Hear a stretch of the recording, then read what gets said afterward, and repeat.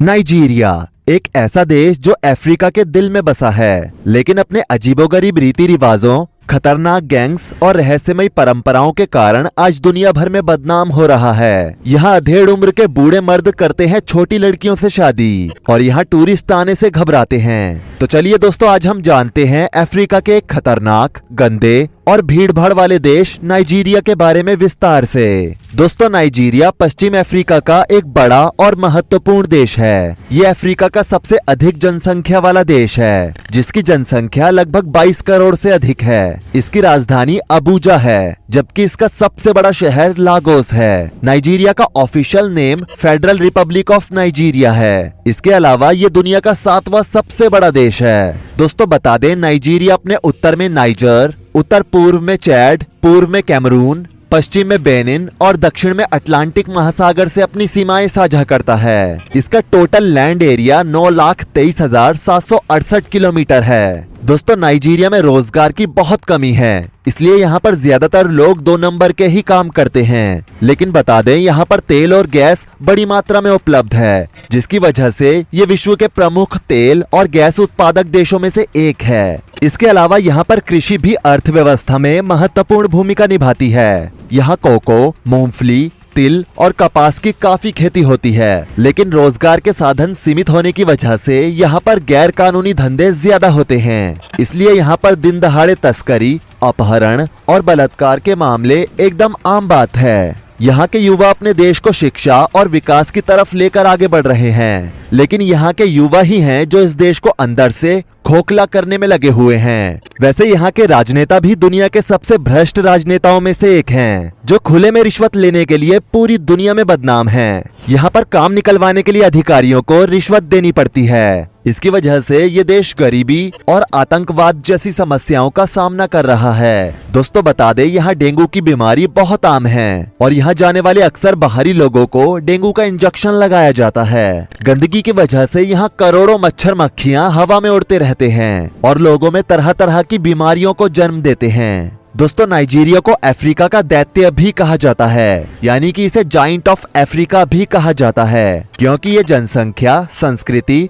और आर्थिक दृष्टि से अत्यंत प्रभावशाली है। वैसे यहाँ के लोगों के काम भी कुछ दैत्य जैसे ही हैं। बता दे दोस्तों, नाइजीरिया की भी एक फिल्म इंडस्ट्री है, जिसमें बॉलीवुड की तरह कास्टिंग काउच एक सामान्य सी बात है। यहाँ की फिल्म इंडस्ट्री का नाम है नॉलीवुड, जो हॉलीवुड और बॉलीवुड के बाद तीसरी सबसे बड़ी फिल्म इंडस्ट्री है। लेकिन यहाँ की फिल्में रिलीज से पहले ही लीक हो जाती हैं और ये सब यहाँ पैसे के लिए होता है। यहाँ पैसे के लिए नेता से लेकर अधिकारी तक सब बिक जाते हैं। वो कहते हैं ना कि बाप बड़ा ना भैया, सबसे बड़ा रुपया। ये कहावत यहाँ के लोगों पर पूरी तरह से सूट करती है। दोस्तों, नाइजीरिया में बाल विवाह और लड़कियों का कम उम्र में गर्भ धारण कर लेना आज यहाँ के लिए एक विकराल समस्या बन गया है और इसके पीछे कुछ कारण बताए जाते हैं, जैसे कि अत्यधिक गरीबी, लड़कियों को बोझ समझकर बेच देना, लोगों का शिक्षित न होना, अजीबोगरीब मान्यताएं और कमजोर कानून की व्यवस्था की वजह से यहाँ पर बाल विवाह और लड़कियों का कम उम्र में गर्भ धारण कर लेना एक बड़ी समस्या बनता जा रहा है। दोस्तों, नाइजीरिया में रहने वाले लोगों को नाइजीरियंस कहा जाता है। इस देश की ऑफिशियल लैंग्वेज इंग्लिश है, जबकि यहाँ अलग अलग समुदाय के लोग रहते हैं, जो लगभग यहाँ 500 भाषाएं बोलते हैं। यहाँ की करेंसी का नाम है नाइजीरियन नायरा। नाइजीरिया में आज भी लोगों को ग्रामीण इलाकों में रहना काफी ज्यादा पसंद है। इस देश की कुल आबादी का 48% हिस्सा गाँव में रहता है, जबकि 52% हिस्सा शहरों में। ये एक यंग कंट्री है, आपको यकीन नहीं होगा, लेकिन यहाँ की औसतन उम्र है सिर्फ 17 साल। अब तो आप समझ ही सकते हैं कि अगर यहाँ के युवाओं ने फ्यूचर पर ध्यान दिया तो इस देश का भविष्य कितना बदल जाएगा। वैसे क्या आप जानते हैं कि इस देश का नाम आखिर नाइजीरिया कैसे पड़ा? तो आपको बता दें, इसके नाम के पीछे की वजह है नाइजर नदी, जो पश्चिम अफ्रीका में बहने वाली सबसे बड़ी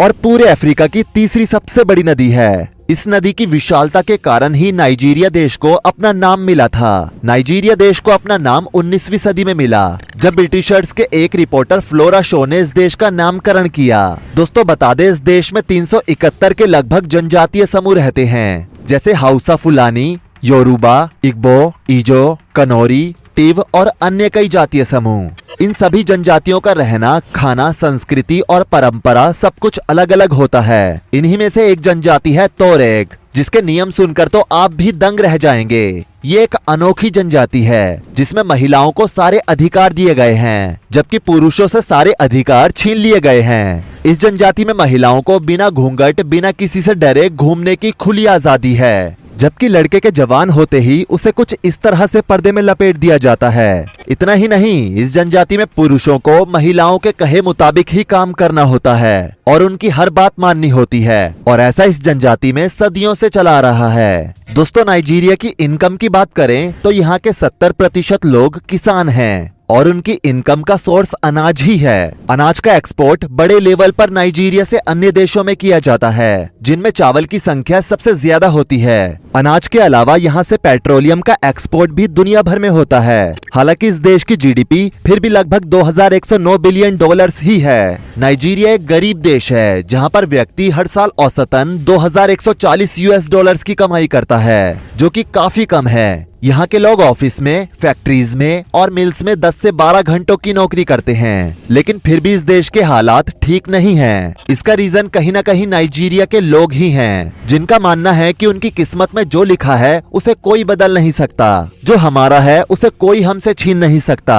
कुछ ऐसी सोच लेके जीते हैं यहाँ के लोग। दोस्तों, बता दें, गरीबी के चलते यहाँ का क्राइम रेट भी 7.28 से ऊपर जा चुका है। देश में कई ऐसे लोग भी हैं जो रोजाना $1 से कम की कमाई पर गुजारा करते हैं। ऐसे में उन्हें चोरी चकारी और लूटपाट करना आसान लगता है। यही कारण है कि यहाँ पर्यटकों के साथ भी अक्सर लूटपाट की घटनाएं हो जाती हैं। इसलिए नाइजीरिया जाने के बाद अपनी सुरक्षा अपने आप ही करनी होती है, तभी तो यहाँ टूरिस्ट जाने से घबराते हैं। इसके अलावा दुनिया में सबसे ज्यादा बेघर लोगों की संख्या अगर कहीं है तो वो है नाइजीरिया। ये वो देश है जहाँ गरीबी, भूखमरी और आवास की कमी काफी आम बात है। यहाँ जगह जगह आपको लोग भीख मांगते नजर आ जाएंगे। यहाँ 40% से अधिक आबादी गरीबी रेखा के नीचे रहती है, यानी कि यहाँ पर 8 से 9 करोड़ लोगों को 3 टाइम का खाना भी ठीक से नसीब नहीं हो पाता। दोस्तों, आज ये देश टेक्नोलॉजी के मामले में बेशक हमारे देश से पीछे है, लेकिन इंटरनेट और सोशल मीडिया की रीच के मामले में ये हमसे काफी आगे है। नाइजीरिया के 80% लोग आज सोशल मीडिया पर एक्टिव हैं। इन्हें ऐसा लगता है कि सोशल मीडिया के जरिए आप न सिर्फ लोगों से कनेक्ट हो सकते हैं, बल्कि अपने दिल की बात को लोगों से शेयर भी कर सकते हैं। नाइजीरिया के लोग वैसे तो काफी मेहनती होते हैं, लेकिन यहाँ ज्यादातर लोगों के काम का कोई भरोसा ही नहीं है, इसलिए वो वेले यानी कि खाली रहना ही पसंद करते हैं। लेकिन हाँ, ये दिल के बड़े अच्छे होते हैं, खासकर नाइजीरियन लड़कियाँ, जिन्हें डस्की ब्यूटी क्वीन कहा जाता है,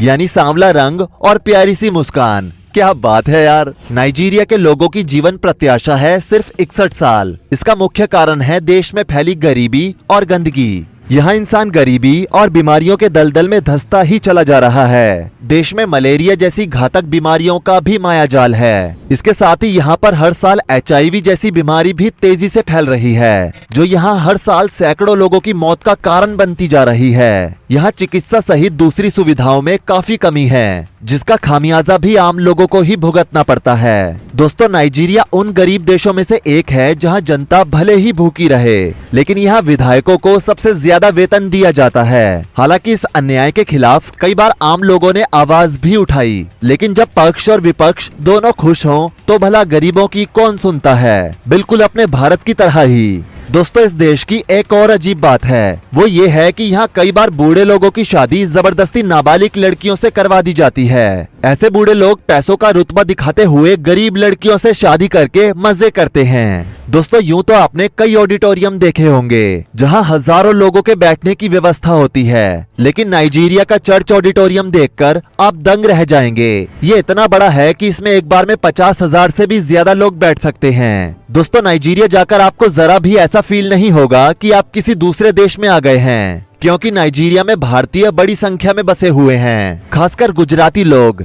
जो सबसे ज्यादा नाइजीरिया की राजधानी अबुजा में देखने को मिलते हैं। नाइजीरिया में भारतीयों का काफी सम्मान किया जाता है, लेकिन यहाँ भारतीयों के साथ 400 BC होने में भी टाइम नहीं लगता। तो दोस्तों, क्या खास लगा आपको इस देश के बारे में? नीचे कमेंट करके जरूर बताएं। वीडियो को लाइक करें, शेयर करें, और ऐसी ही और वीडियोस के लिए इस चैनल को सब्सक्राइब करके साथ में बेल नोटिफिकेशन को भी ऑल पर सेट कर लें। धन्यवाद।